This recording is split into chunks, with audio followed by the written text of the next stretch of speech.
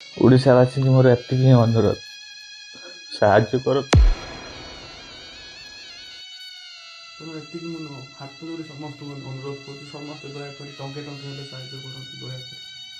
ଏଇ ନାତିଟା ମୋର ସବୁଠାରୁ ହେଇଗଲା, ମୁଁ ଅତି ଭଲ ପାଏ ତାକୁ। 5 ବର୍ଷ ହେଲା କିଡନୀ ରୋଗରେ ପଡ଼ିଛି। ସମସ୍ତ ଓଡ଼ିଶାବାସୀକୁ ବହୁତ ବହୁତ ସ୍ୱାଗତମ କରୁଛି ମୋ ଚ୍ୟାନେଲକୁ, ସଞ୍ଜୟ ଏଣ୍ଟରଟେନମେଣ୍ଟକୁ ବହୁତ ବହୁତ ସ୍ୱାଗତମ କରୁଛି। ତ ସମସ୍ତଙ୍କୁ ମୁଁ ଗୋଟେ ଆଜି ଇମ୍ପୋର୍ଟାଣ୍ଟ କଥା କହିବା ପାଇଁ ଚାହୁଁଛି। ତ ସମସ୍ତ ଓଡ଼ିଶାବାସୀ ଦେଖନ୍ତୁ, ମୁଁ ଆଜି ଯେଉଁଠି ଆସିକି ପହଞ୍ଚିଛି, ସେଠିକାର ଯେଉଁ ପରିସ୍ଥିତି ମୁଁ ଦେଖିଲି, ବହୁତ ମାନେ ଦେଖିକି ମୁଁ ଆଉ ରହିପାରିଲି ନାହିଁ। ତେଣୁ ଗୋଟେ ମୁଁ ଭିଡ଼ିଓ ବନେଇଦେଲି ଆପଣମାନଙ୍କ ପାଇଁ। ଦେଖନ୍ତୁ, ମୋ ପାଖରେ ଯେଉଁ ଭାଇ ବସିଛନ୍ତି, ତାଙ୍କ ନାଁ ଜିତେନ୍ଦ୍ର ପ୍ରଧାନ, ଯିଏକି ଏଇ ପରିବାରର ବଡ଼ ପୁଅ। ତାଙ୍କ ବାପା ଜଣେ ଦିନ ମଜୁରିଆ, ଯିଏକି ମାନେ କାମ କରନ୍ତି, ପକ୍କା କାମ କରନ୍ତି। ମା ଘରେ ରହୁଛନ୍ତି। ବାର୍ଦ୍ଧକ୍ୟ ବୟସ ସେମାନଙ୍କର ଆସିଗଲାଣି। ଯେତେବେଳେ ମଣିଷ ବାର୍ଦ୍ଧକ୍ୟ ଆସିଯାଏ, ସେତେବେଳେ ସେମାନେ ନିଜର ସନ୍ତାନ ଉପରେ ନିର୍ଭର କରନ୍ତି। ତ ଭାଇଙ୍କର ବୟସ ବେଶୀ ନୁହେଁ, 32 ବର୍ଷ। ମାନେ ଯେତେବେଳେ ଯୁବକ ବୟସରେ ଯଦି ଗୋଟେ ଯୁବକଟିଏ ଘରେ ପଡ଼ି ରହେ, ତ ପିତାମାତା କେମିତିକା ମାନେ ସେମାନେ ବଞ୍ଚିବେ, କେମିତିକା ଖାଇବେ, କେମିତିକା ସେମାନେ ଶୋଇବେ। ପ୍ରତି ମୁହୂର୍ତ୍ତରେ ଆଜ୍ଞା, ସେମାନେ ପ୍ରତି ମୁହୂର୍ତ୍ତରେ ସେମାନେ ଦୁଃଖ ପାଉଛନ୍ତି। ମାନେ ଖାଇବା ପିଇବା ବି ଭୁଲି ଯାଇଛନ୍ତି। ମାଆକୁ ଦେଖନ୍ତୁ, ମାନେ ବାର୍ଦ୍ଧକ୍ୟ ବୟସରେ ସେ କେମିତିକା ପୁଅ ପାଖରେ ବସିକି ମାନେ ଲୁହ ଗଡ଼ଉଛନ୍ତି। ତ ସମସ୍ତ ଓଡ଼ିଶାବାସୀକୁ ମୁଁ ଗୋଟେ କଥା ଅନୁରୋଧ କରିବି, ଭାଇଙ୍କର ବର୍ତ୍ତମାନ 2ଟି କିଡ଼ନୀ ନଷ୍ଟ ହୋଇଯାଇଛି।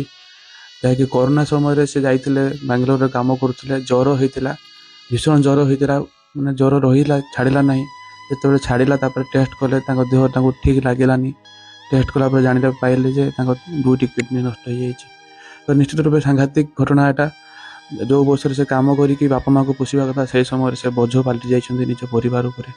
ତେଣୁ ସମସ୍ତ ଓଡ଼ିଶାବାସୀକୁ ମୁଁ ହାତ ଯୋଡ଼ି ନିବେଦନ କରୁଛି, ସମସ୍ତେ ବର୍ତ୍ତମାନ ତାଙ୍କ ମା, ତାଙ୍କ ପୁଅକୁ କିଡ଼ନୀ ଦେବା ପାଇଁ ବର୍ତ୍ତମାନ ପ୍ରସ୍ତୁତ ହୋଇସାରିଛନ୍ତି। ତ ଆଗାମୀ ଦିନରେ ସେ କିଡ଼ନୀ ଟ୍ରାନ୍ସପ୍ଲାଣ୍ଟ କରିବେ। ତ ଡାକ୍ତରଙ୍କ କହିବା ମୁତାବକ 15 ଲକ୍ଷ ଟଙ୍କାର ଆବଶ୍ୟକତା ରହିଛି, ଯାହାକି ତାଙ୍କ ପାଖରେ ବର୍ତ୍ତମାନ ଗୋଟେ ଟଙ୍କାଟେ ହିଁ ନାହିଁ। କାହିଁକିନା ପୁଅର ଯେଉଁ 5 ବର୍ଷର କିଡ଼ନୀ, ତାଙ୍କର ଡାୟାଲିସିସ୍, ଘରୁ ନେବା, ବାହାରକୁ ନେବା, ଟ୍ରିଟମେଣ୍ଟ କରିବାରେ ତାଙ୍କ ସବୁ ଖର୍ଚ୍ଚ, ସମସ୍ତ ଆର୍ଥିକ ଯାହା ବି ଥିଲା, ଘରେ ଯେଉଁ ଅର୍ଥ ଥିଲା, ସବୁ ଖର୍ଚ୍ଚ ହୋଇସାରିଛି।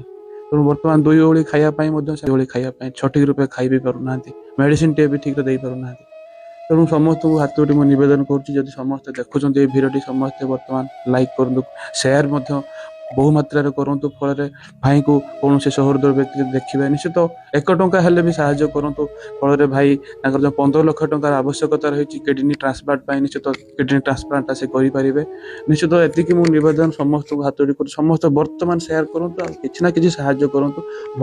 ଜଗନ୍ନାଥଙ୍କର ମହାପ୍ରଭୁ